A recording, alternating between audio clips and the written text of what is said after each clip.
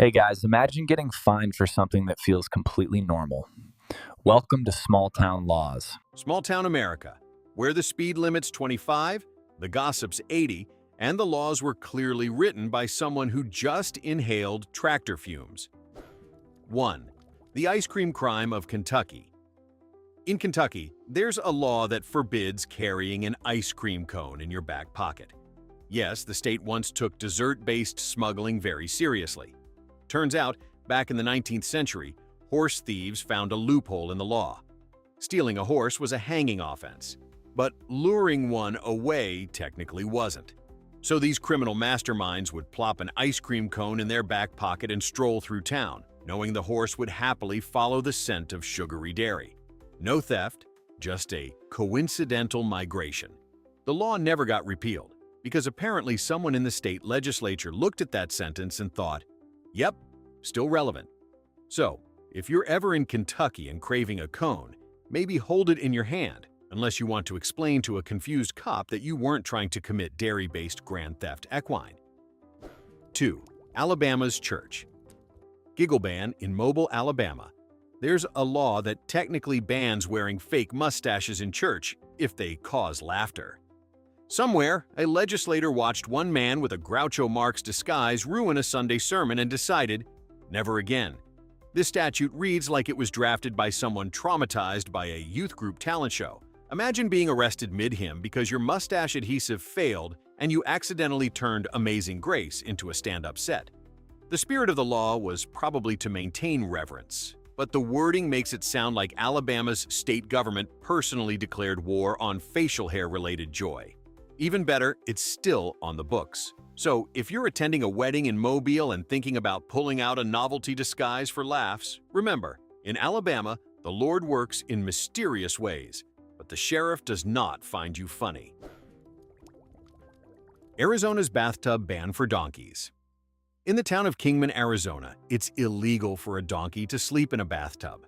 Not because of hygiene, but because of one very specific donkey that refused to follow evacuation orders. In the 1920s, a rancher's pet donkey liked napping in an abandoned bathtub outside his property. One night, a flash flood swept the tub and the donkey several miles downstream, launching a full-scale rescue mission that cost the town a fortune. The local council's response? Don't ban the flooding, ban the bathtub, because in true American fashion, it's easier to outlaw the symptom than address the problem. So now, a century later, the law still stands. No tub naps for donkeys. Which means if you're in Arizona and your pet burro looks sleepy, maybe just offer him a nice dry hammock. Otherwise, you're one bubble bath away from a misdemeanor. 4. California's nuclear-free zone. Sort of in Chico, California, it's technically illegal to build, test, or store a nuclear weapon within city limits. Now, on the surface, that sounds noble. Who wouldn't want fewer nukes at the local farmer's market? But dig a little deeper, and you realize Chico might have missed a crucial detail. No one was trying to build a nuke there in the first place. The law, passed in the Cold War era, proudly declares that citizens of Chico shall not participate in nuclear warfare. Which raises a few questions. Was there a rash of backyard bomb labs they were trying to stop? Were high school chemistry students getting too ambitious? It's the legislative equivalent of hanging a "No Dragons Allowed" sign on your garage. But hey, it's comforting to know that if the apocalypse ever does hit, Chico will be the one safe haven, protected not by bunkers or missiles, but by a politely worded city ordinance. 5. Georgia's chicken law of decency. In Gainesville, Georgia, it's illegal to eat fried chicken with anything but your bare hands. Yes, the law literally criminalizes utensils. Passed as a publicity stunt in 1961, it was meant to brand Gainesville as the poultry capital of the world. But then, decades later, an unsuspecting 91-year-old tourist was arrested after eating her chicken with a fork. The city staged the arrest as a joke, but the law itself was never repealed. So technically, it's still possible to become a criminal for preferring cutlery. Imagine the chaos if this rule went national. Fine dining would become a contact sport. Michelin chefs would need napkin body armor. The Gainesville Police Department probably isn't doing utensil raids these days, but it's nice to know that somewhere in America, your right to eat with your hands is protected by the full force of the law, and probably a side of coleslaw. 6. Maine's weird Christmas light commandment. In the small town of Waldoboro, Maine, there's an ordinance requiring residents to take down Christmas decorations by January 14th or face fines. Apparently, someone in local government got tired of staring at their neighbor's inflatable Santa deflating in slow motion well into March. The law doesn't just target lazy decorators, it specifies any seasonal display visible from a public street. Translation: your front yard snowman has a legal expiration date. Now, you might think, who enforces this? Picture a municipal employee driving around in mid-January with a clipboard, squinting at porches like, "That reindeer looks suspiciously festive." It's one of those small-town laws that screams, "We ran out of real problems." Sure, it's technically about civic pride, but it's also about revenge on that one guy who left his Jingle Bells light show running until Easter. In Waldoboro, holiday cheer isn't just encouraged, it's on a timer. 7. Ohio's fish drunk law. In Ohio, it's illegal to get a fish drunk. And while you might be asking who's trying to, remember, this is Ohio. Someone definitely tried. The law dates back to the 1800s when local taverns would host fish-catching contests, and participants, in a flash of genius, realized that pouring booze into the water made the fish easier to grab. Apparently, no one considered that turning your pond into a medieval frat party might have side effects. So the state stepped in and banned intoxicating fish. The result? Ohio now officially protects the sobriety of its aquatic citizens. Somewhere, there's probably a Department of Natural Resources agent who has to keep a straight face while writing up citations for public intoxication. It's the perfect example of a law that exists because one drunk guy made a really bad idea sound scientific. So next time you're in Ohio, drink responsibly. And for the love of cod, don't share. 8. North Carolina's karaoke crisis. In Nags Head, North Carolina, there's a law banning singing off-key in public. It's part of an old noise ordinance, but the language literally prohibits singing or hollering in a manner that disturbs others, which means, technically, your karaoke rendition of Sweet Caroline could make you a criminal. The law's intent was to reduce bar noise, but its execution is pure comedy. Imagine a cop with a tuning app standing outside a tiki bar, waiting to see if you hit that ba-ba-ba in tune. It's the world's worst version of The Voice, except the judge carries a citation book. Of course, enforcement is non-existent, because if they actually started handing out fines for bad singing, half of America's road trips would end in jail. Still, it's comforting to know that somewhere out there, a local council once looked at a drunk bachelor party belting Journey and thought, this must be stopped, for the good of the people. 9. Florida's elephant parking permit. Florida is home to gators, retirees, and, apparently, elephants with parking rights. In the city of Sarasota, it's illegal to leave an elephant tied to a parking meter without paying for the spot. This law dates back to the days of traveling circuses, when performers would park their enormous four-legged co-workers downtown. The city realized elephants were taking up prime real estate, literally, and decided they should follow the same parking rules as cars. So they passed an ordinance. If you hitch an elephant to a meter, you've got to drop in some coins. It's still technically enforceable, which means somewhere in the legal code, an elephant can get ticketed for expired parking. Picture a meter maid with a citation pad, staring up at a 10,000-pound violator thinking, this is above my pay grade. Florida, the only place where you can wrestle an alligator legally, but better not stiff the city on elephant parking fees. 10. Pennsylvania's broomstick marriage ban. In Pennsylvania, you can't legally perform a marriage ceremony while standing on a broomstick. Yes, that's an actual law, an old one, meant to crack down on sham weddings. In colonial times, some communities practiced jumping the broom as a symbolic union, but Pennsylvania's lawmakers took it literally and panicked. Their solution? Ban any officiant from using a broom as part of the ceremony, lest the marriage accidentally count. It's as if the legislature was personally haunted by witches who also happened to be notaries public. The law technically still stands, though it's as useful as a cauldron in July. Somewhere in the state's archives, a clerk once wrote, "No broom-based weddings," and everyone else nodded like that made sense. It's the kind of legal overcorrection that could only come from colonial America, a country where we overreacted to tea, taxation, and apparently household cleaning tools. 11. Texas's prohibition on camel racing on the highway. Everything's bigger in Texas, including the confusion. Somewhere along the way, Texans had to be told not to race camels on the highway. The law stems from the mid-1800s, when the U.S. Army experimented with camels as desert transport. When the project failed, many camels were sold or released, and a few entrepreneurial cowboys decided to spice up their weekends with impromptu camel derbies on public roads. It got messy, literally. Camels were fast, unpredictable, and refused to stop for traffic lights. So the state banned racing them on highways, effectively ending the most chaotic spectator sport the South ever saw. Today, the rule still exists. A legal time capsule of the moment someone said, "We need a law for this." Texans still love racing, of course, just not the kind that involves animals who spit, scream, and ignore speed limits.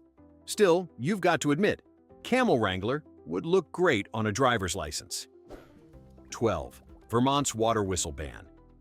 In Vermont, it's illegal to whistle underwater. No, not because it's dangerous, because someone apparently tried and then complained about the results.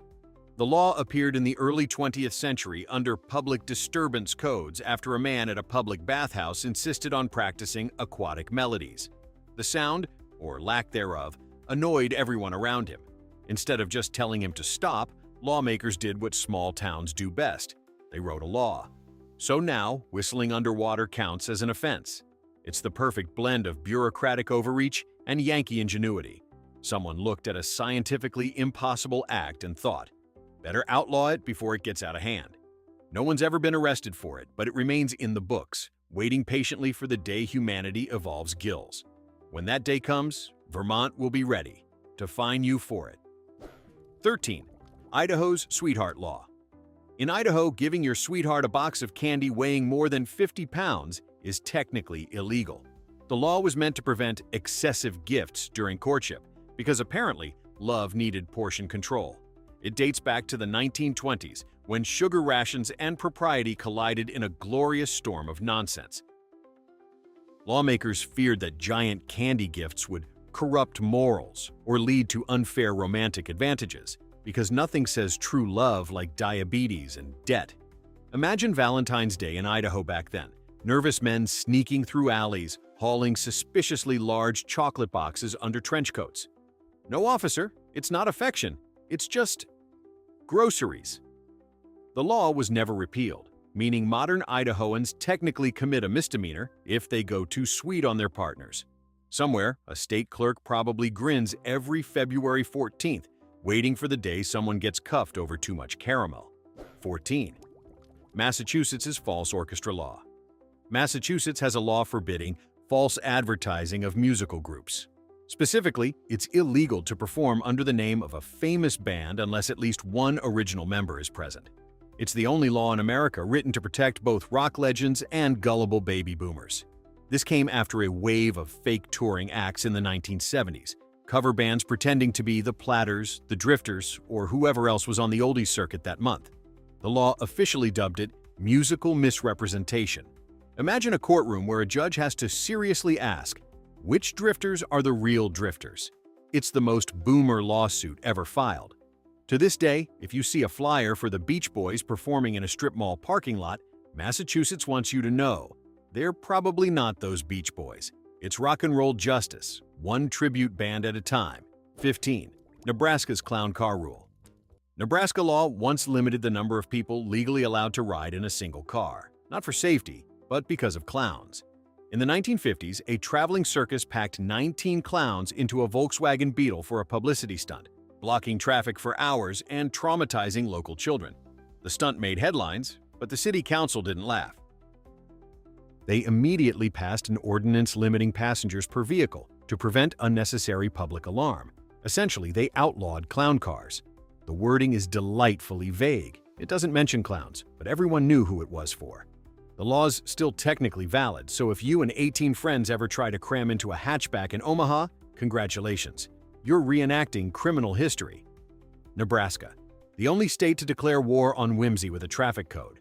It's one of those moments where lawmakers looked at absurdity, sighed deeply, and said, we can't have nice things, or 19 clowns in one Beetle. 16. New York's ice cream. Sunday law New York once had a law banning the sale of ice cream on Sundays unless it was served with pie. Yes, pie.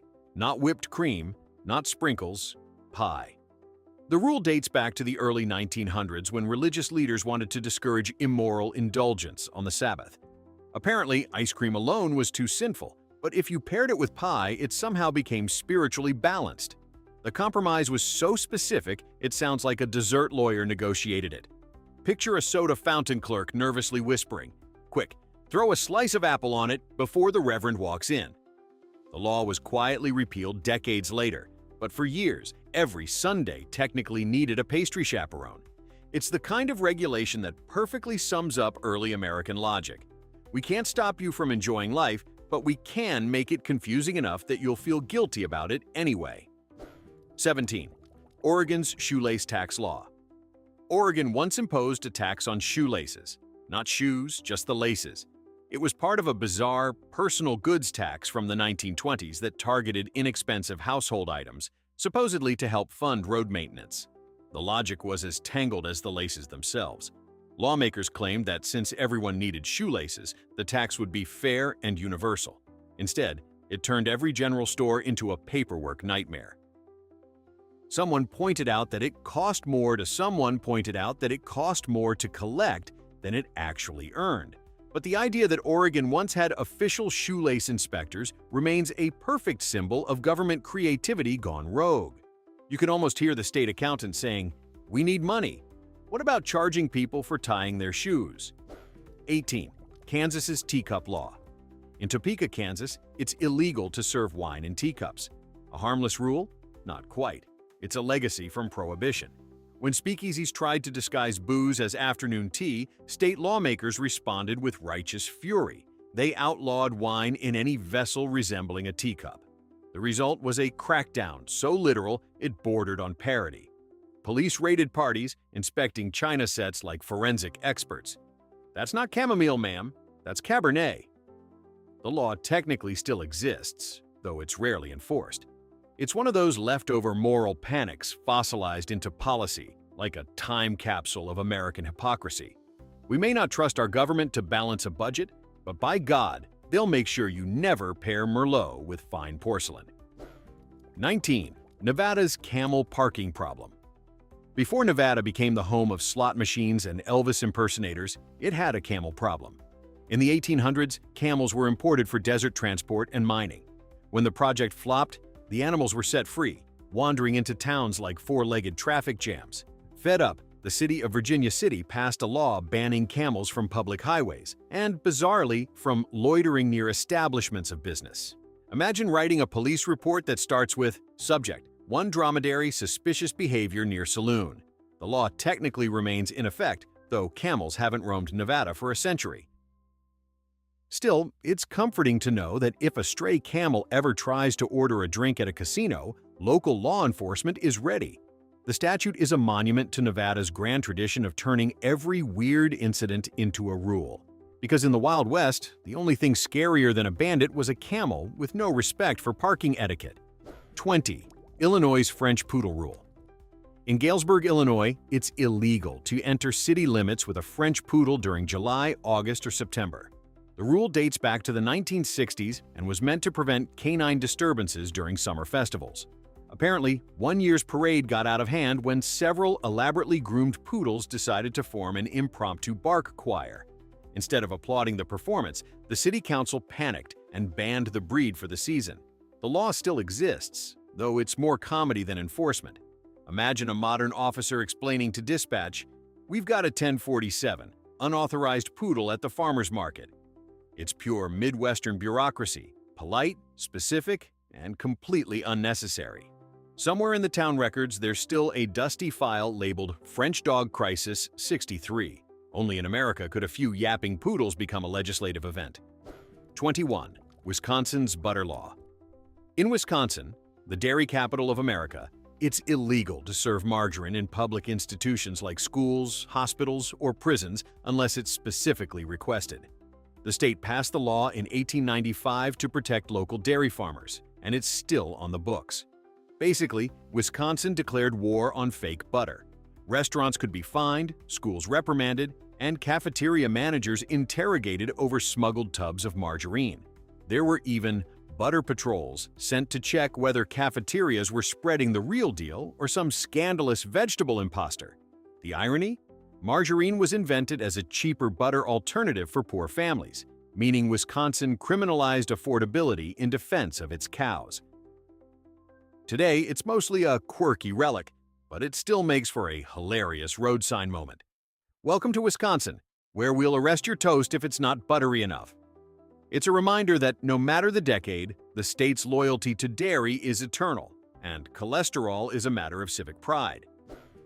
22. Tennessee's roadkill dinner law. Only in Tennessee can you legally eat roadkill, and not just legally, encouragedly. In 1999, lawmakers passed a bill allowing citizens to harvest animals accidentally killed by vehicles, provided they report it to local authorities. The intent was noble: reduce waste and feed folks who could use the meat. The result? 1,000 barbecue jokes and one very confused Department of Transportation.